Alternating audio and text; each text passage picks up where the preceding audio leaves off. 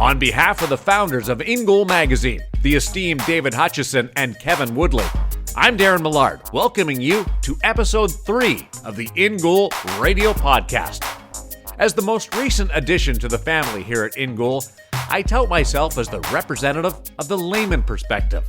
Hutch and Woody are so consumed by this world of goaltending, I honestly feel there are times where I have to step up and ask them the dumb question, just to clarify an acronym or a phrase. I honestly used to think I knew a lot about goaltending. Then I started spending time in their world. Episode 3 is an excellent example of what I mean by that, the how they know people and what they know about goaltending. Today, we bring you a pair of interviews, one with the pro services manager from an equipment company, Brian's, and the other is with a top prospect turned present-day Canucks netminder. Chris Joswiak and Thatcher Demko have known each other for years, but we decided to do the interviews separately, and the result offers a unique look inside what is often a close relationship in hockey, that being the one between the pro rep and an athlete. The way they talk about each other or their respective journeys will take you inside the game. I know the name Thatcher Demko, probably like most of you, in that he's been long thought of as the future guardian of the Canucks crease. He's carried a high profile in the game for a few years now, but after his conversation with Kevin Woodley, I admit the Thatcher Demko I knew of is not even close to the Thatcher Demko I am now fascinated by and rooting for. Now, because I've spent a career part of the mainstream media, I feel very qualified to say this. And this interview is the one that everyone would like to have. There is intricate goalie stuff in here, but also wide-ranging conversation about the pressures of being an athlete. Netminder or not, I think you're going to enjoy this. Here is the first goaltender to win his first 2 starts as a Canuck. In conversation with In Goal Radio's Kevin Woodley.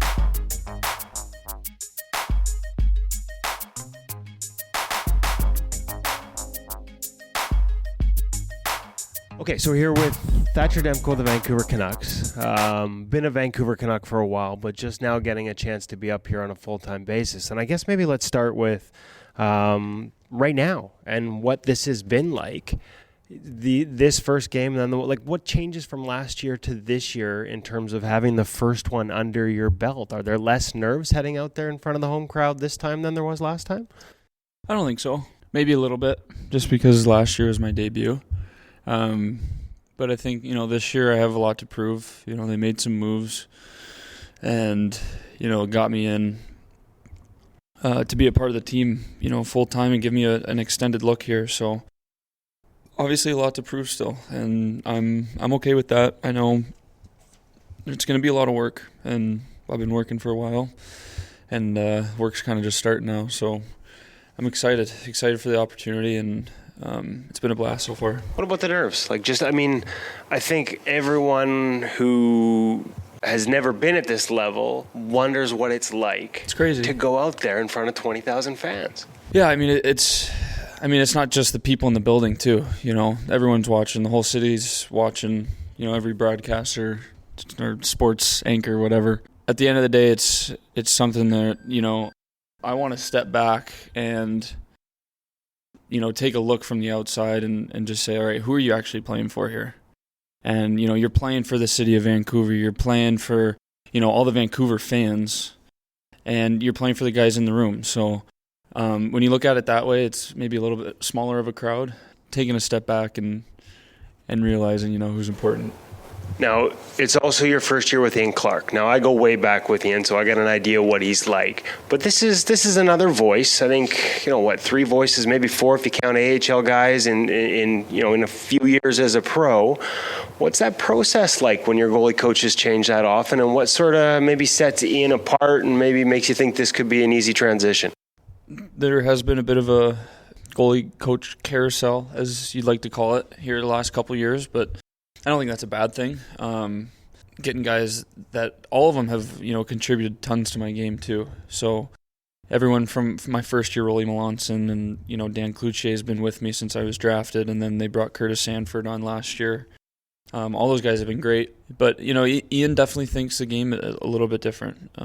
He's able to, conceptualize everything and put it into terms. And, you and I have talked a lot about this, but the why. Why are you doing this? As opposed to, just telling you to go do something. So I think in camp it was a bit of a transition, just trying to understand how our personalities were going to work. And I think I figured that out. I think he now is getting to know me a little bit better. But the thing that I like with Clark is there's no excuses and it's all about work. And that's something that's very controllable.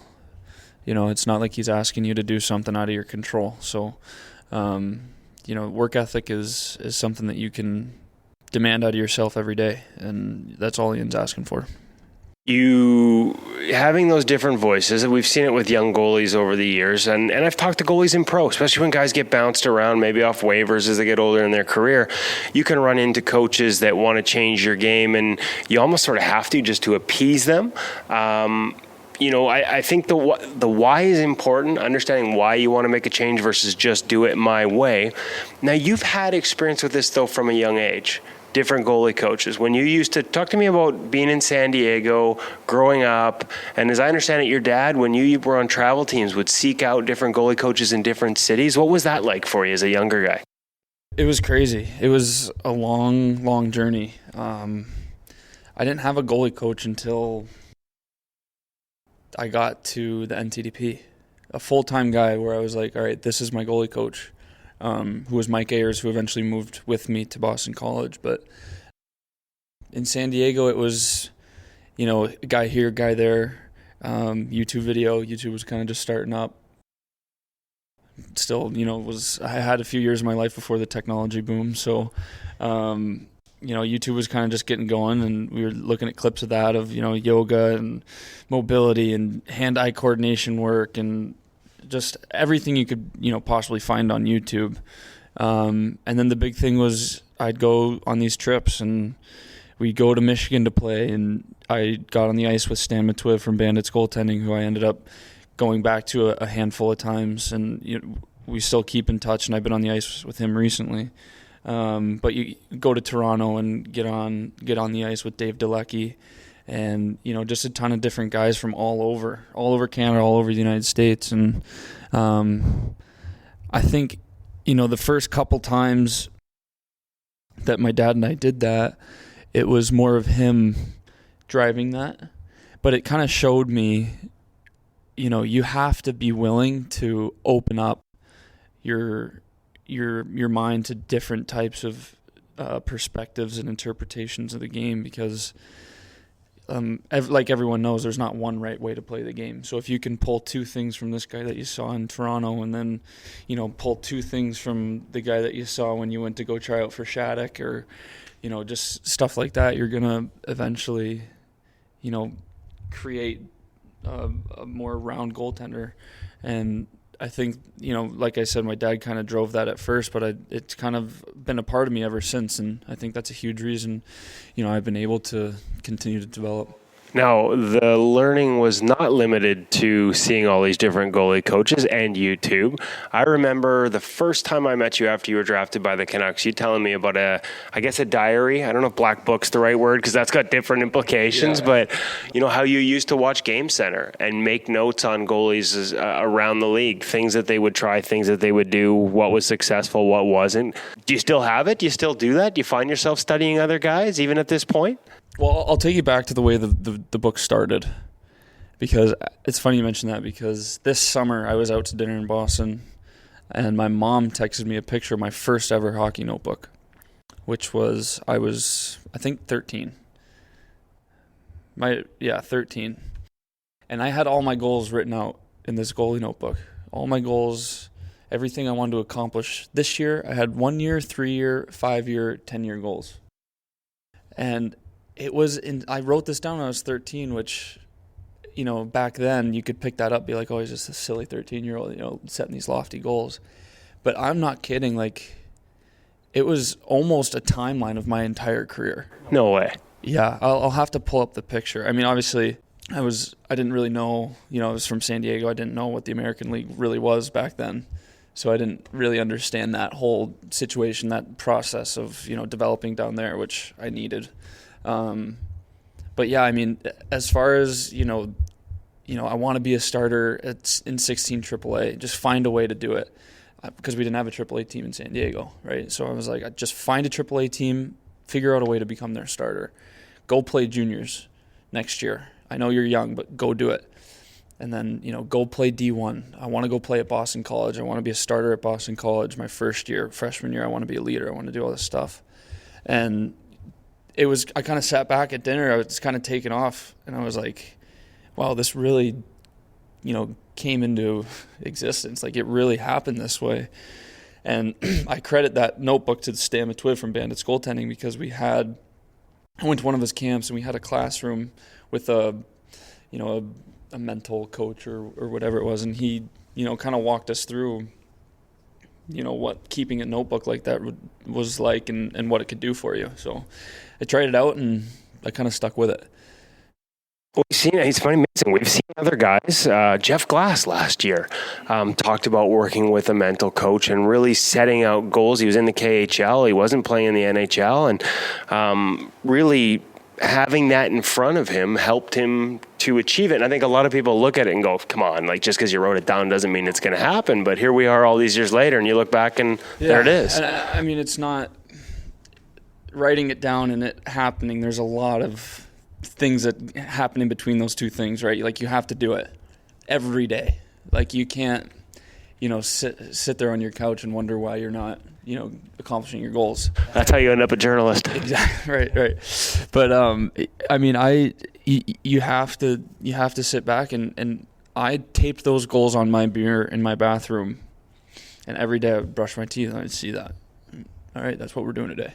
Wow. Yeah, I got to go to school at 7:30. I'm pissed about that, but after school, that's what we're doing today. And eventually, that year, I actually dropped out of public school and transferred into independent study program, so I could skate twice a day and more during the week, just because there wasn't a ton of ice time available. And one of my goals was to make the NTDP, and I thought I needed to be on the ice more often if I was going to try and do that. So, but yeah, you got to write them down. I think it helps, and you got to remind yourself every day what you're working towards, because it can kind of drift away from you in the heap of life, Wow. Now, what else was in that book? We talked about, notes and scouting other goaltenders and looking for trends and tendencies and things that were going on around the league. Yes. What were you spotting? What did you add? As I got older and the game became more mature, as did I, it turned more of, it wasn't as much of like a, fairy tale book, like, hey, this is what I want to happen or whatever. It turned more into, okay, I'm taking these two or three things, and I'm working on these three things for a week of practice straight. I'm doing these three things. So then I'd, work on those things. And, as far as other goalies go, I think it can be tough to try and mold yourself around a different guy or multiple different guys. For me, it was more relatable for me to look at my goalie partner and say, I'm in this league right now.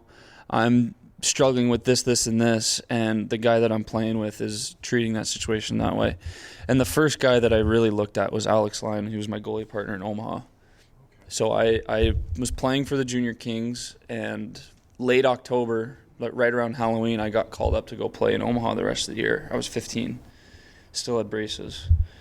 And Alex was 19. He was 92.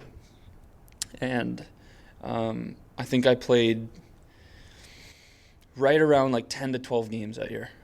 So Alex played a ton of games, and Alex was one of the best goalies in the whole league. So for me as a young kid, I had no idea what junior hockey was to begin with. I just figured this out within the last 2 years. I didn't know the path I was taking. I just knew that every day I was at the rink, I'm trying to learn, get better, see what happens, right? From San Diego, I didn't have a ton of knowledge about different ways to go, right? So I found myself in the USHL at 15 out of nowhere. So Alex was a guy that I could look to, take notes on.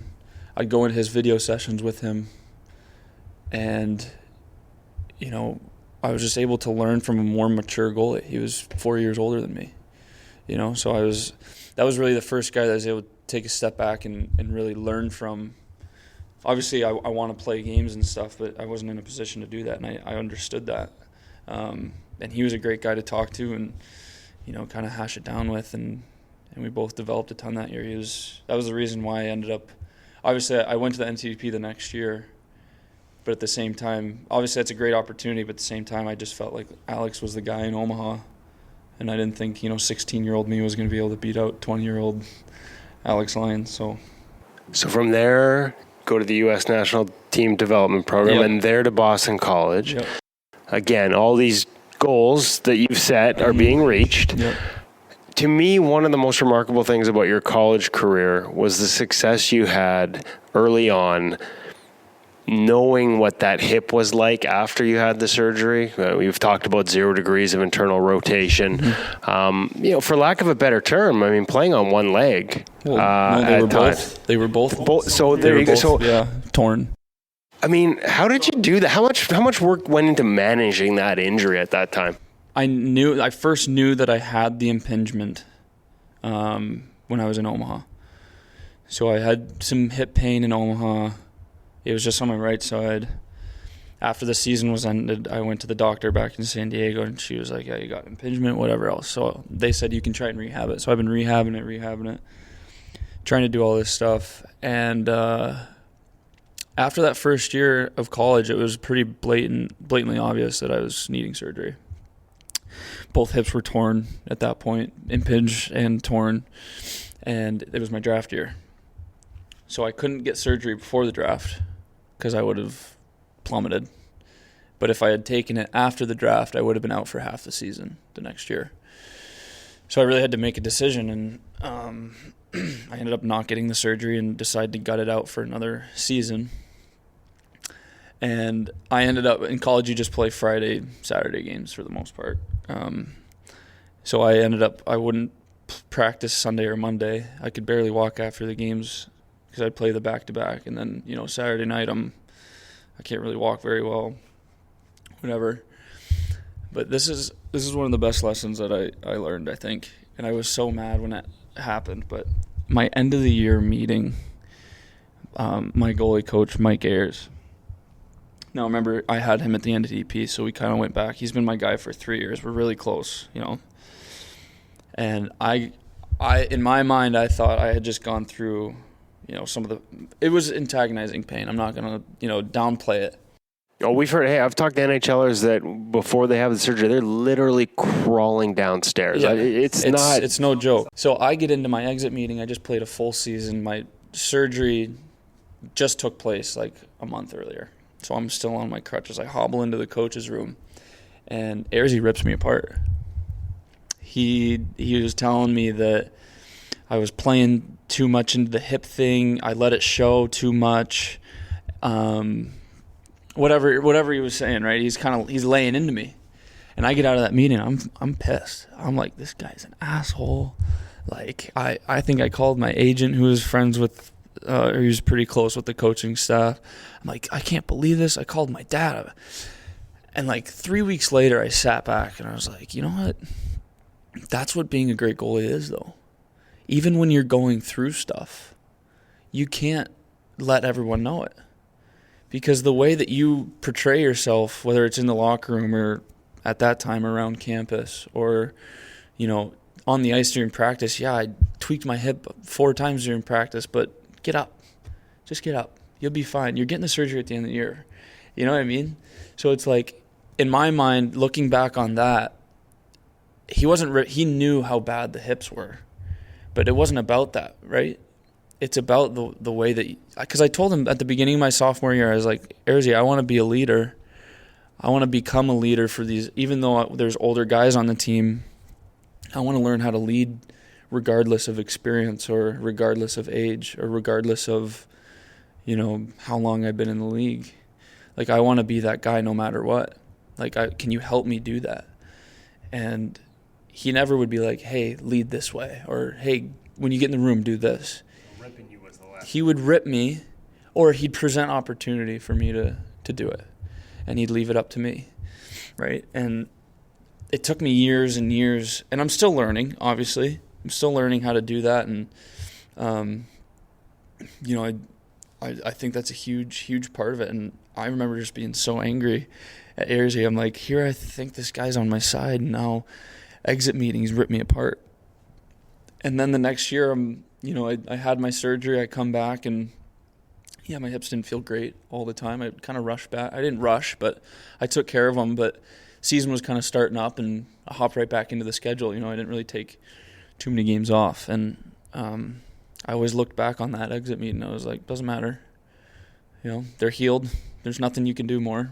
Just play. Who cares? What's that like to get that freedom back in your hips? I think for any of us, such a relief. Yeah, I can imagine. Just I just loved being at the rink. There were some days, my sophomore year when I was just like, oh God, hips are tight today, whatever. But it was so much fun, and my flexibility was just, I was doing things, I was shocking myself because my groins were flexible the whole time. I just had no idea because I could never get into those positions. Right. It often pulls through other parts of that range. All of a sudden, there's a scramble, and I'm all the way down to the ice, in the splits, and I'm like, I'd never been able to do that before. This is awesome. So I was kind of learning how to play with the flexibility, and then I think my junior year of college, I might have gotten a little too flexible. I was going to ask, you could probably get to a point where you rely on it. Yeah, well, it wasn't. You can never be too flexible, but I would. Right. I would get into the splits or reach for pucks when I could easily just push, or so I kind of had to break that habit a little bit. But that sounds like Jonathan Quick early career, right? Early career, he always had the ability. It's how late in a sequence do you go to it? Right. Yeah. So it was just kind of a fun thing. Once I got that flexibility back, it was like a whole new style of play for me. Now then you turn pro. Yeah. Signed with Canucks, turn pro. First season, ups and downs, as expected as a first-year pro. But one of the lessons that you've shared with me in the past that I really want you to share with our listeners, especially young kids, and I feel like we're guilty of it too. We show them all these different things that they can do as a young goaltender to get ready to play, and I think sometimes we overload them, and some of them can take each one and add all of it, and next thing you know, they're spending half an hour visualizing, they're juggling, they're throwing balls off the wall, and all these things can be important.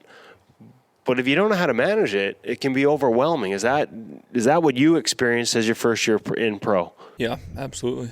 I was actually thinking the other day, I was kicking myself. I was like, I wish I could go back to college and, prepare for games like I do now.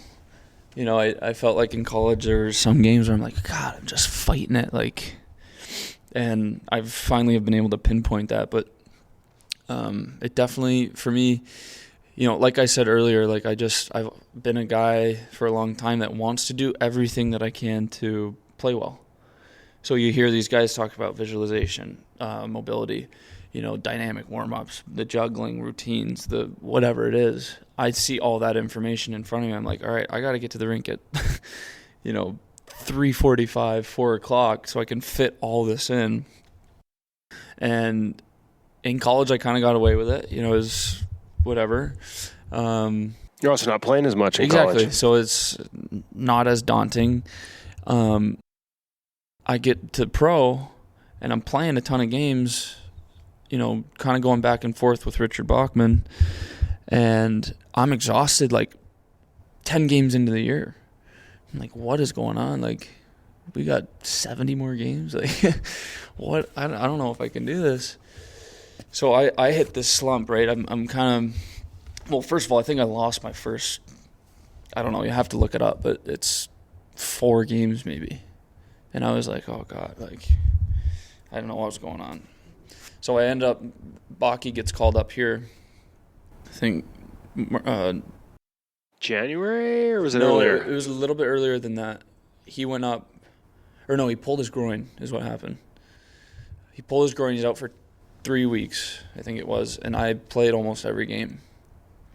And I was able to kind of, play some things out and learn a ton of stuff in that time period. I was playing a little bit better, and then I went back to playing awful again when he got back. And I remember talking to Baki about it because Baki's a pretty routine, regimented guy. He, does the tennis balls and the tracking and all this stuff. So he's written articles for In Goal magazine about it. In fact, yeah. yes. So he's pretty, he's got his routine before the game. And so I'm talking to him about it, and he's like, yeah, like he's dialed in for sure, but he doesn't like put that much pressure on himself. It's relaxed. It's relaxed. We'll call it relaxed pressure.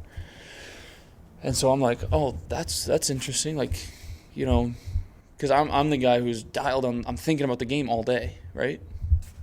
Which, God, like looking back, like, oh my God. So I remember one game. I think we were playing Wilkes-Barre, actually, who at the time was a really good team. And I told myself, I think I lost like 5 games up to that point.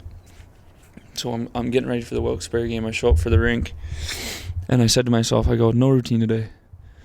Just have a coffee, play some soccer maybe, go out for the game. If you lose, what's the difference between 5 or 6? If you win, maybe we're onto something here. Go out, I think I stopped, 30 shots. We won 2-1 or something. And I was like, I actually felt really good in that game. Like, I felt so calm and excited to be there. And I was like, wow, let's try it again. And then I got on this roll. And then at that point, Markey hurt his knee in the skills competition, actually. Yeah. And Baki was up here for the rest of the year.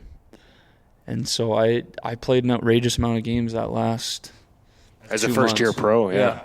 Like we had 3-and-3 weekends where I played all 3. I think we had 6 3-and-3 weekends in a row, and there were 3 or 4 weekends out of that 6 that I played Friday, Saturday, Sunday. Just started them all, and it was fine. I didn't think. I just went out. Puck came. I stopped it. Like it's a very simple thing when you think about it, for me at least. So for me, I've learned that you just got to go play, and people always tell you that when I'm growing up, right? Just go out and play. Just go out and play. I'm like, how do you do that? I am going out and playing, but what's stopping me from actually performing well? So no one really tells you, like, just go out and play. Just go out and play. Like, they just keep telling you that, but they don't tell you how to do it. So now before the game, like, I'm sitting in the tunnel, and I go, play your game, have some fun, turn it off. Turn the mind off. Just shut it right off. Then I go out, sing a song in my head maybe. Just keep it real. Same one, or does it change? I like My Girl by the Temptations. Keeps me light. Nice. It's a good feel-good song, maybe feel like the sun's shining somewhere. Not in Vancouver. Well, it wasn't in Utica too much, to be honest. But, yeah, just enjoy it. And I force myself to smile. Some of those nights I'm not feeling it. I'm like, what's going on? Like, a little tired maybe or whatever. Force yourself to smile. Just remind yourself. Thank you for, like, I'm just thankful for this opportunity to play, the game I love tonight. Like, just when you're in a good mood, you're going to play better. That's the bottom line. Well, so you got new gear today. I did. And I know your gear, Brian's Custom Sports. Of course, we got to give some love to Chris Joswiak, who's one of the best. Man. Yeah, he's one of the best pro reps out there. I noticed, and I know it's been in all your gear, but you've got the Have a Purpose, yep. Obviously from Bandits Goaltending and In Jenkins and yep. Big E. What does that mean to you? And is that one of those reminders to just go have fun, or are they totally separate? Can it be that reminder for you? Because we've seen guys saw DiPietro. I don't know if you talked to him after the World Juniors. I know you guys are tight, but he had some messages in his blocker that, helped him sort of find his focal point. Yeah. I mean, HAP means a lot to me. On a lot of different scales, obviously. Ian being a good friend of mine, and the tragedy that took place. Obviously, that was a tough time for a lot of people, the hockey community in general. But the HAP thing for me was, Ian was ahead of his time. Ian Jenkins was ahead of his time in regards to, he's going to play. He was signed on to play for the London Knights when we were 14, 15 years old. He was the guy. Everyone looked up to him as, the next great thing, and he just worked. And it was a whole nother level with, like, I feel like when you're, 13, 14, you can work hard. And honestly, personally, I'll say it, I'm still working on this and making sure that it's consistent every day. But you can work as hard as you want, but if you don't have the attention to detail of what you're working on, then that work is not very useful. If I do, an hour of high knees. I'm working really hard, but it's not helping me stop any pucks out there. You know what I mean? Yeah, and I know Ian Clark is going to drive that home for you big time. And that's a big thing with Clarkie. And I remember one of my first skates during camp, worked an hour with him one-on-one. And he told me, he's like, you do 5 good reps and you do 5 okay reps. You might do them really good, like really hard. You could work really hard at 5 bad reps, but you just did no good reps. It adds out, right? Like, so if you do 5 good ones, 5 bad ones. So it's attention to detail. And I feel, looking back now that I'm a little bit more mature as far as my work habits go, which I'm still working on them. I'm not saying anything like that, but Ian was kind of like the first guy that was like, every single puck he was trying to make the save the right way. It wasn't just about work, and it's not about just work. So that HAP, have a purpose, it's really important to me because it just gives you a reminder, you know, when you're out there, do it for a reason. Be intentional. You know, have a purpose in what you're doing. Don't just go out and do it, or don't just go out and work hard.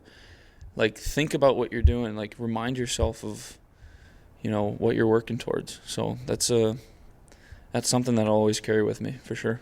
That's a perfect lesson for, I think, whether you're playing Pee-wee up to pros, for every goaltender out there. I wish I had someone telling me this when I was, 10. Because I've always been a hard worker. You know, I'm always sweating and exhausted afterwards, but I'd be interested to see how many of my skates were, intentional. And, I mean, who knows from a 10-year-old, but...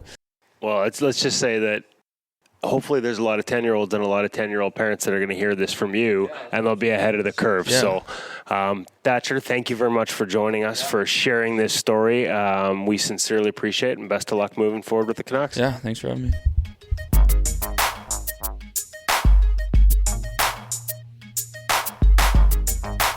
Thatcher, Kevin, thank you. And also, our thanks to the Canucks PR staff for clearing some space and allowing that conversation to occur. We at In Goal Radio have no issue putting in the request to conduct these types of interviews, but the reality is the media relations people with the respective clubs control the access, and we are extremely appreciative of their efforts they put in on our behalf. Demko wears Brian's equipment. He is very loyal to that brand. The story behind the relationship comes out in a conversation with Brian's pro rep, Chris Joswiak. It's one of the many areas that Kevin and David Hutchison cover in a discussion with the man they call Jaws. What's a pro rep? What's he do? And how do you become one? It's all right here.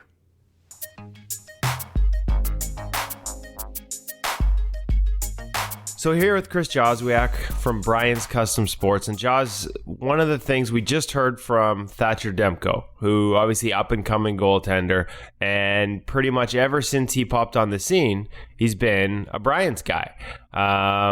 We didn't know where that started until we talked to him, and he told a pretty good story about how when he was, you probably remember, 14 or 15, but playing for the LA Junior Kings, so maybe even earlier than that, he'd outgrown a set of Smith pads and was to the point where it wasn't safe, and they just didn't have the money to buy some. So you remember stepping in and stepping up and the start of that relationship? Well, first off, thanks for having me. I look forward to these conversations and everything else. So, reminiscing with Demko, I mean, looking back, it was a unique situation where I was just starting with Brian's as well.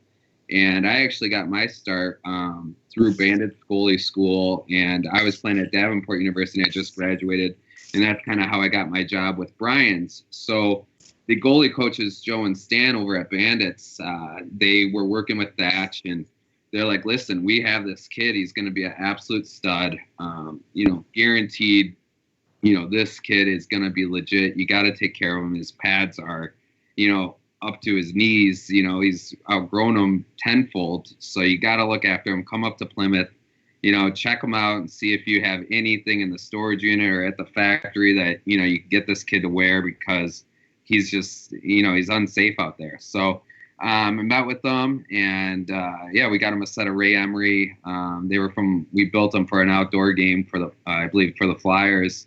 So they were just a Bucky retro set, and they were 36+2. I think his set that he was wearing at the time was, probably a 33-inch or so.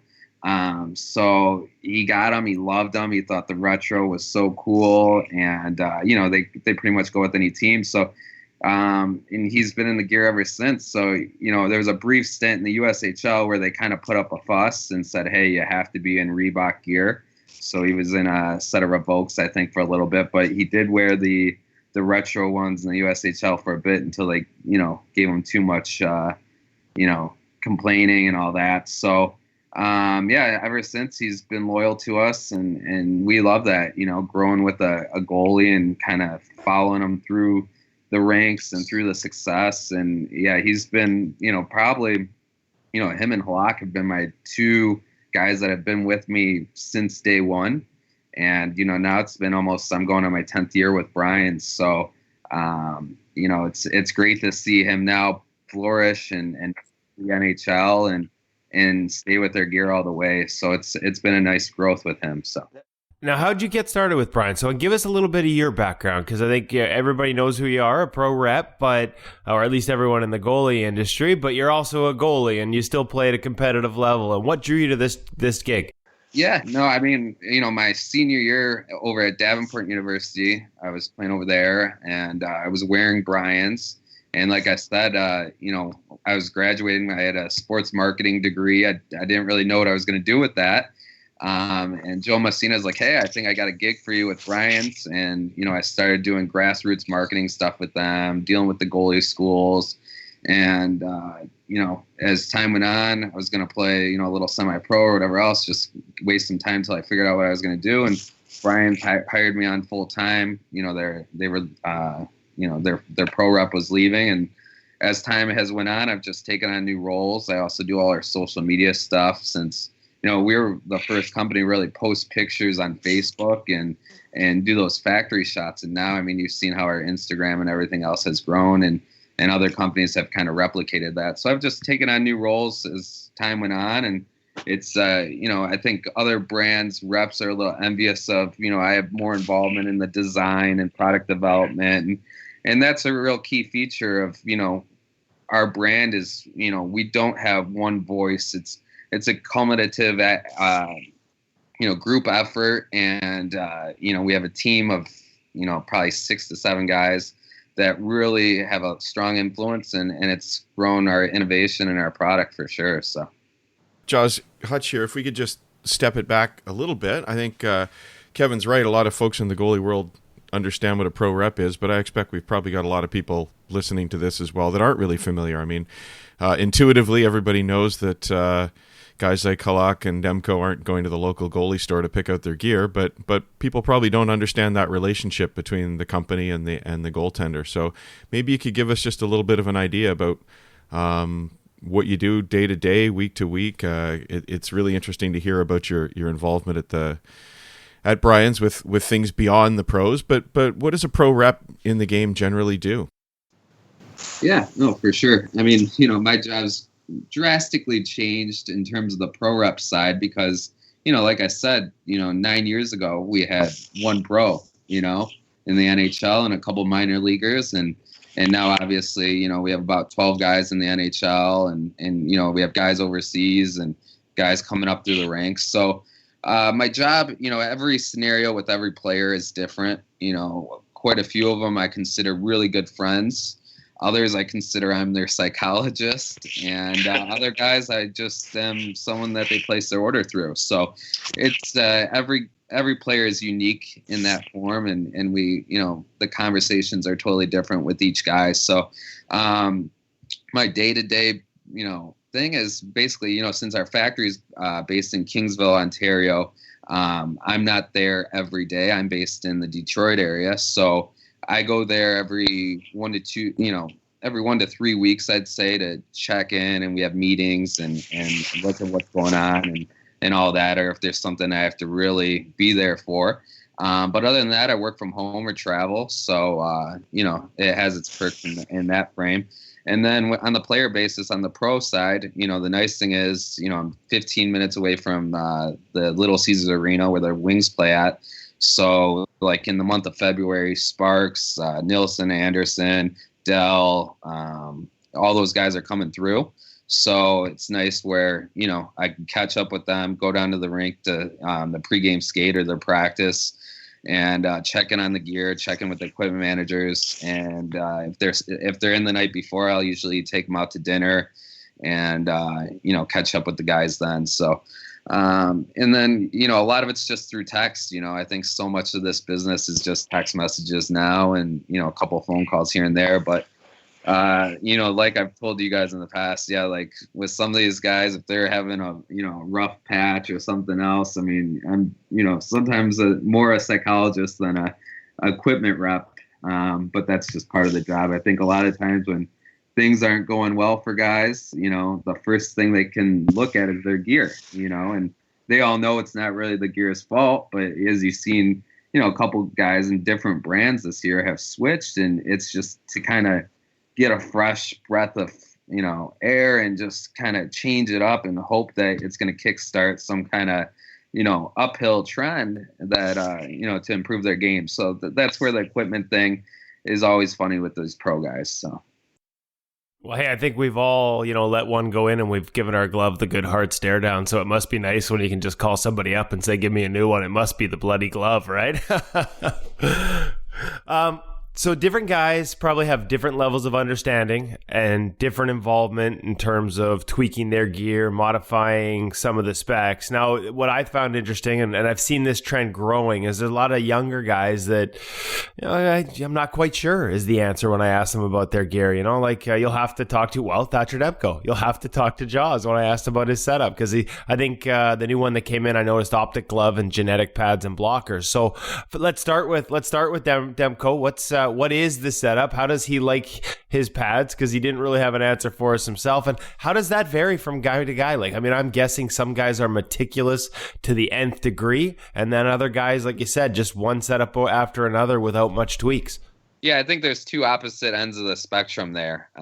You got guys like Garrett Sparks that's highly involved and meticulous in terms of aesthetics and, all the specs and everything.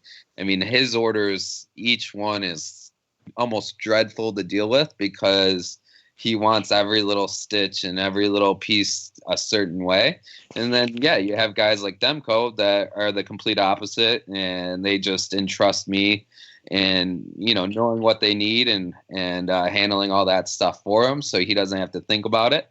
So like Demko, basically a stock genetic IV pad, which is our newest model.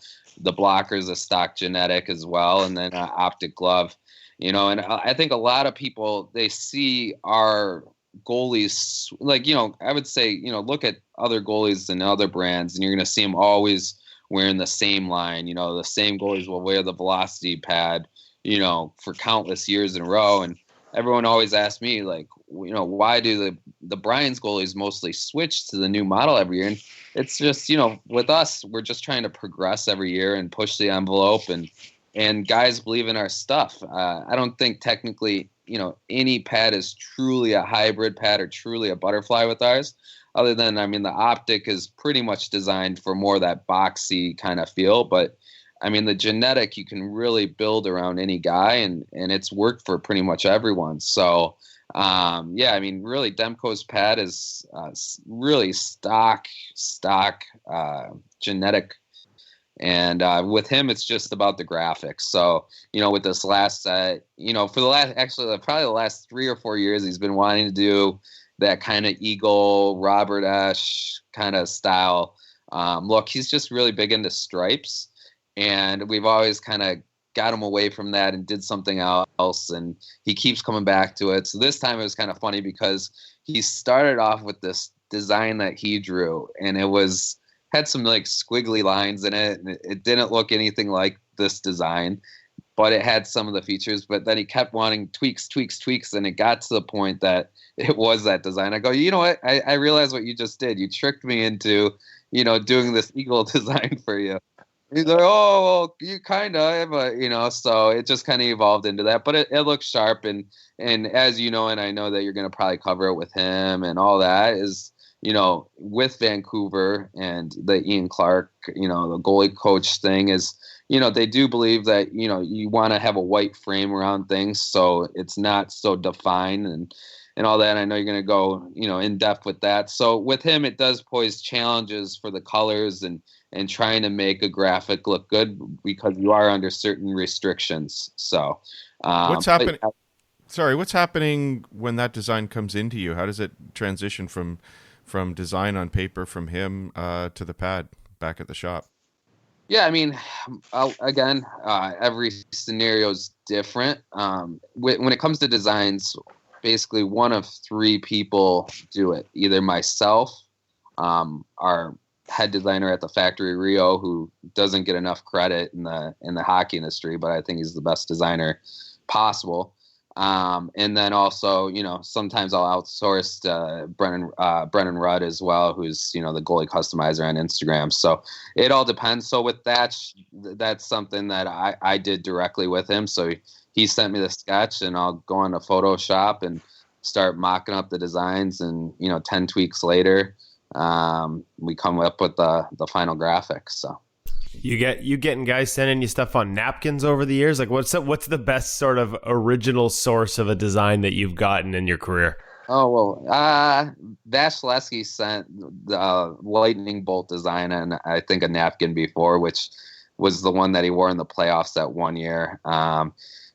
Lately, I mean, Garrett Sparks, I mean, he's an artist. So, I mean, the designs that he comes up with, he does full colored pencil with shading and gradients and all kinds of stuff. It actually looks like something that you could frame on the wall. So, I mean, he literally puts probably 6 hours into each sketch. So his are pretty detail oriented. And then like the last one, Georgiev's set that I think we just posted on Instagram yesterday with like the triangle shape. He did that. He did a design on his iPad and sent it over to me, just a rough sketch, just to get the concept. But he was trying to kind of match like the look of the blue block and the red outlines on the shoulders of the Rangers jersey. So I think those are going to look really sharp when he's in the net with those.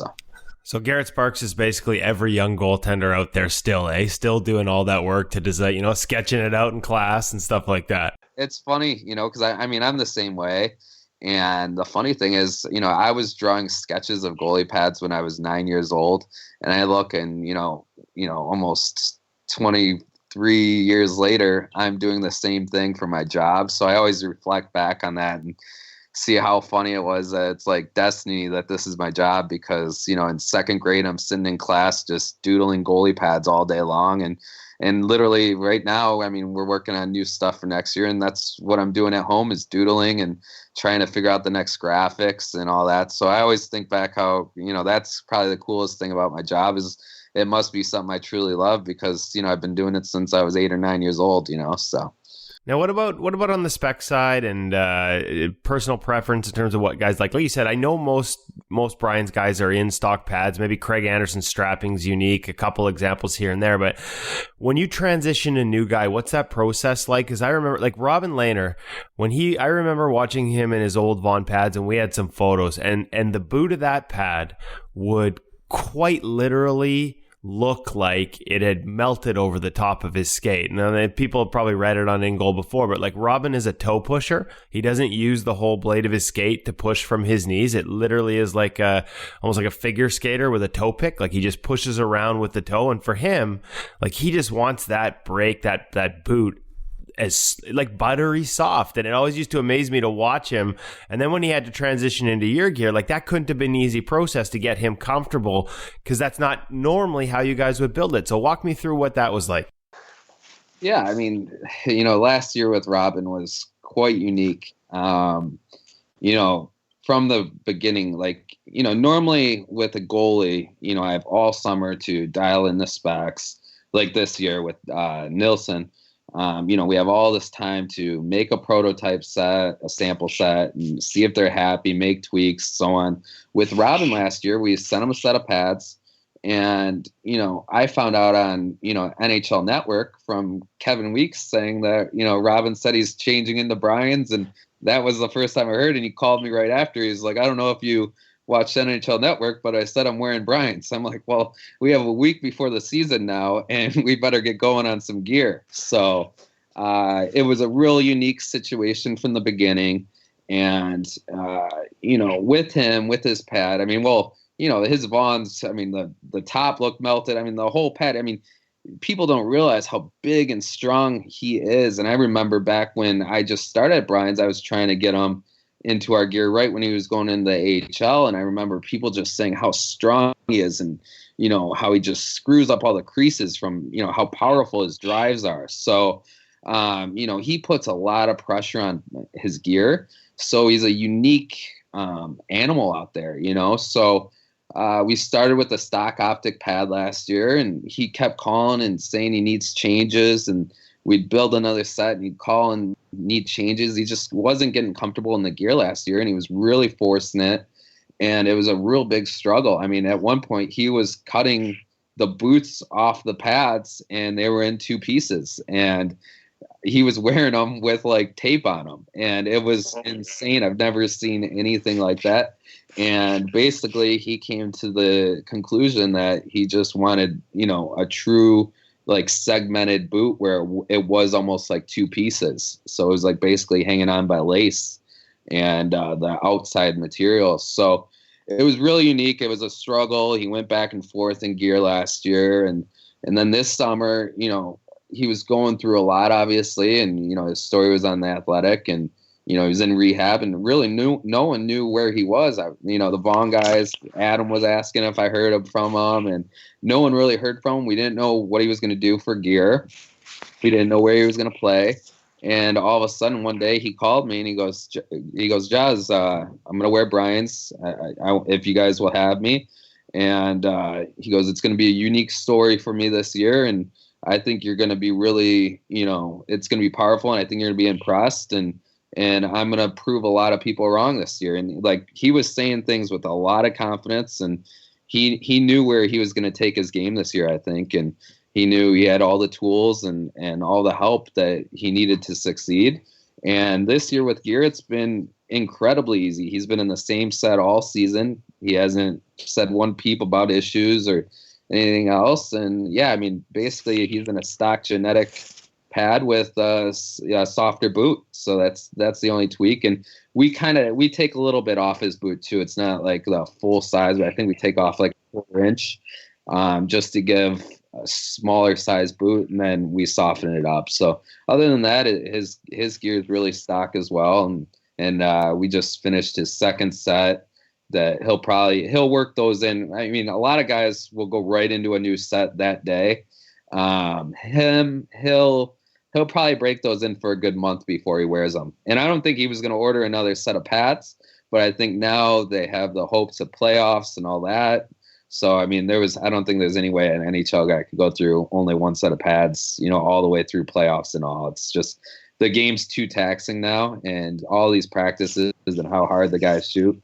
People don't realize how much these guys, regardless of brand, go through equipment these days. Well, and he, like you said, there's no other way to describe it. He's a beast physically. He's so big and so strong and so powerful. The amount of the idea of him getting through a season on one set of pads just seems incomprehensible to me. Just how much weight and force is coming down on them on a day-to-day basis. And speaking of big guys, Anders Nilsson impressed us here in Vancouver with a pretty wicked set, throwback to when he was 14-15, the Beast pads. And of course, as you said, because he was a Vancouver Canuck, he couldn't have the dark outer roll.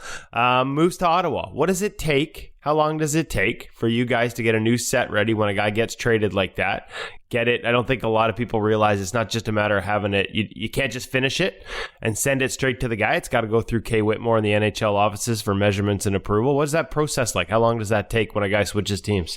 Yeah, I mean, first I want to say, I get a lot of heat from retail. I'm so accessible, so I get a lot of heat from retail customers messaging me all the time. Oh, now that Nilsson got traded, that's going to set my gear back, a couple weeks, and now he just jumped ahead of me in line.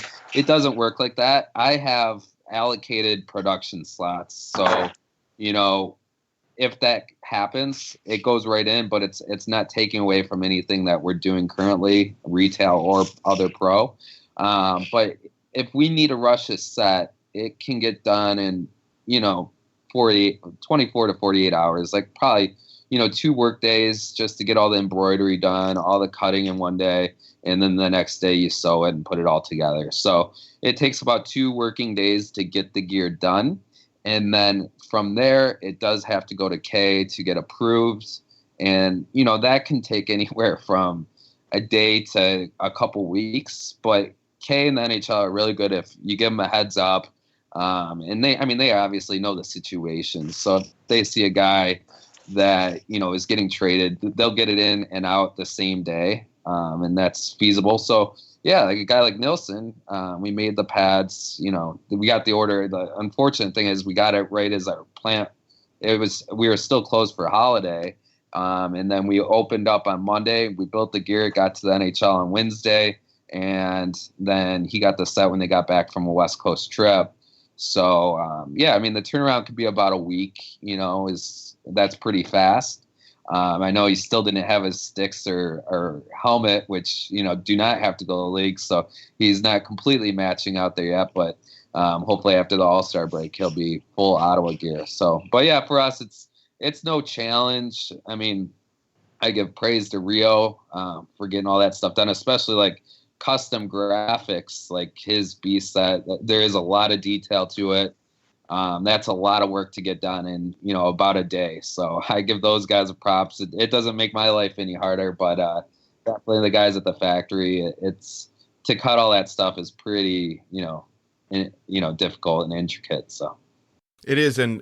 And we've been lucky enough to visit the factory and really appreciated that opportunity to see what's happening behind the scenes. And I bet every Brian's fan wish they could do the same thing. Can you just tell us a little bit about what's going on in the background? Because you've really established yourself as the custom company and you're producing anything for anyone. And it's what's happening that allows you to stay nimble and what allows you to be so responsive in that respect? Yeah, we have our own little niche, we call ourselves the custom goal company. And I really don't think, there's any other brand that can do what we can do on a day-to-day basis. I think you see most companies have, their plants overseas, and really, if they have an office in Canada, they're just doing some pro gear or just some product development.